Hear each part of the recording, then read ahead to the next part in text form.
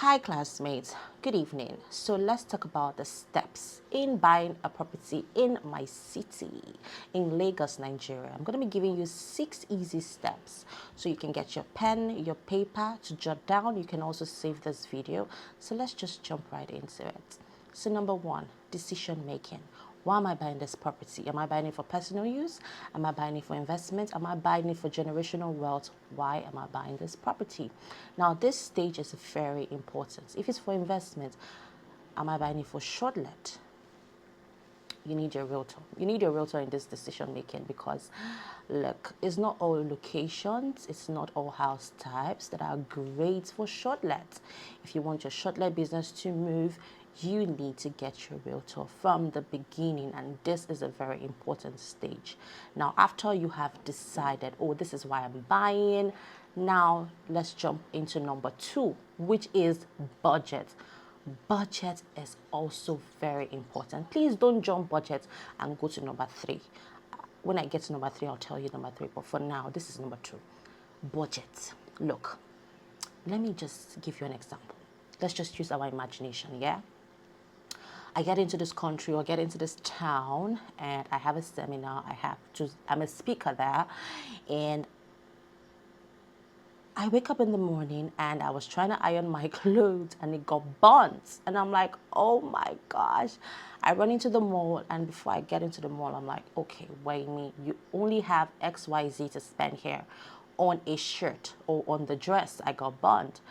And I already know, okay, let's say I want to spend, I'm like, oh, I want to spend 60,000 on a shirt. I definitely know I cannot enter some certain stores.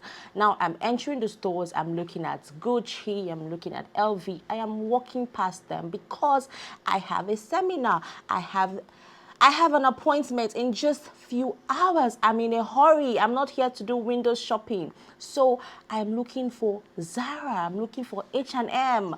So I can quickly go in there and pick whatever I want to buy. Even if it's not exactly my budget, at least I know I will get something within my budget there. Now, that is why you need to budget for real estate so that you don't get stressed out. So imagine me going into Gucci with my 60K. I'm only going to get there and get pissed off and irritated and then also stressed and give the sales representative anxiety because you're like, why is this woman complaining? Because I'm like, why would a shirt cost XYZ? Why? Does that even make sense? How can you tell me this is millions for what? And they're like, what is wrong with her? Do you understand me? So now you need to have a budget because your budget will lead you to the location you pick. For example, you have 50 million, you have 100 million. You're definitely not looking at Ikoyi. You're not looking at Victoria Island in Lagos. So your budget is very important. Now, when you've gotten your budget clear, and please, when you're telling your realtor your budget, tell them within this to this. Be flexible. Don't say I only have 50 million to buy a house. Do not restrict your realtors because I've experienced this whereby a client will be like, oh, I have this budget. I have only this budget. And now you're trying to look for a house within that budget. And at the end of the day, the client now comes back and say, oh, I saw this one on your page. Why didn't you send it to me now? And that one is 70 million. And you're like, that's not what you didn't.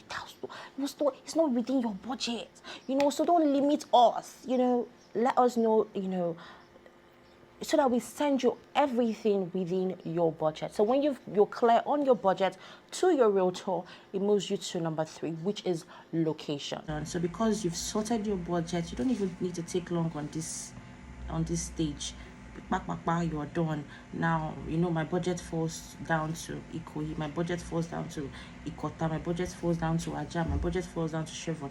Now, it's easy for you to pick, oh, this is where my budget is. Now, I'm picking between Orchid or Ikota. I'm picking between Aja or this. Do you understand? You already know where you're going to, and now your realtor has sent you properties within your budget.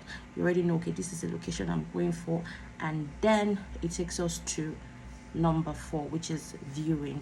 Now, when you want to buy something, you have to also see it. So if you're not in the country, you book for a virtual inspection. Every now and then, I'm always doing virtual inspections, especially with clients in diaspora. If you're available, come for viewing. If you're not, send a representative. There is no procrastination in real estate, though. We have passed that age. Do you understand? So once you have viewed, you have seen, oh, I like it. And when you're viewing, you're looking out for the environment, because you're buying a house, you're buying the environment, you're buying the security, you're looking out for those things. And when you're sorted out on all this, it moves you to number 5, which is due diligence. So your lawyer gets the documents of the house, confirms it, takes it to Alausa, verifies it, be sure it's not under government acquisition, is it safe to buy. Now when your lawyer gives you the report, now it's good to go. Now we go to number 6, which is payment and documentation. You make payments for the house, your lawyer prepares your contract of sale, your deed of assignment. What is a deed of assignment? Deed of assignment is a transfer of ownership from the seller to the buyer. So your lawyer prepares all of that and both parties signs. If you're in diaspora, this is how we do it. If you bought from me from diaspora, you know how we do it over here at Wayme Lands and Investments and Forever Properties. Okay, so your lawyer does all of that and then 2 parties signs. And then if you say, oh, I want to go on and do my survey plan, you can do that. But the main thing is, the main legal document is your deed of assignment. What is the survey plan? A survey plan is what identifies the property and the location. So you can get a surveyor. A surveyor comes to the property, picks up the coordinates. A coordinate is, it's like every property has its own identification number. So that's what we call the coordinates. So they're going to use that to prepare you your survey plan. So you can also have that, right? But the main thing is your deed of assignment, because that's the main transfer of ownership from the seller to the buyer. So when you're done with all of this signing, now this is the time where you get to pop champagne, because now you are now the new owner of that property, and now you can start preparing for your housewarming party if you're into that. And if you are, please invite me so that I can come and show you my dance steps and spray you some dollars. I'm just joking. So yeah, that is the 6 easy steps in buying a property. Okay, so if you're interested in buying a home in Lagos, Nigeria, please call us at Wayme_Lands and Investments or Forever_Properties on Instagram, and we'll be so glad to hold your hand through the whole process. Thank you.